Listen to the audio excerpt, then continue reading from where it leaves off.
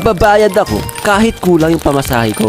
At ipinagdadasal ko na lang na sana hindi yun mapansin ng driver. Kasi legit yung kaba guys kapag tinititigan niya yung pamasahe mo. Tas kulang pa.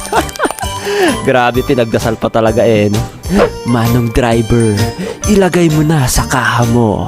Huwag mo na bilangin. Parang awa mo na. Nasubukan nyo na bang habulin ng aso guys? Potek, ito talaga yung isang nakakakaba pag dumadaan ka sa kalsada. Yung sarap na sarap ka sa paglalakad tapos bigla ka na lang hahabulin. Minsan nga surprise attack pa sila Meron din yung time na kami naman ang nang trip sa kanila. Arf! Arf! Arf! Arf!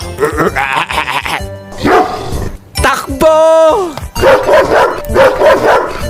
Potek men, pag pinatulan ka ng aso, legit yung kaba at mapapalabas mo pa yung tinatawag nilang adrenaline rush. Pero manghihina ka din dahil nakakapit sa'yo yung naghihingalo mong tropa.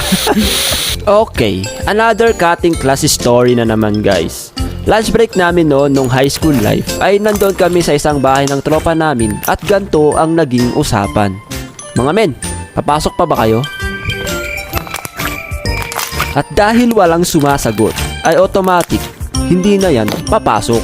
Habang nakatambay ang mga bugok ay bigla silang nagutom.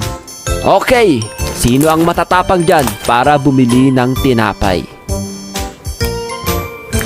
Kaya sinabi kong matatapang kasi mga men, bago sila makapunta sa store ay madadaanan muna nila yung police station. Kaya kapag nakita sila ng mga pulis ay masisita sila. At nangyari na nga ang aming kinakatakutan. Nabigo sila sa kanilang misyon. Hoy, saan kayo pupunta? Sir, bibili lang ng tinapay. Sus, hindi kayo pumasok do. Bumalik kayo sa school. Magkukomputer lang na naman kayo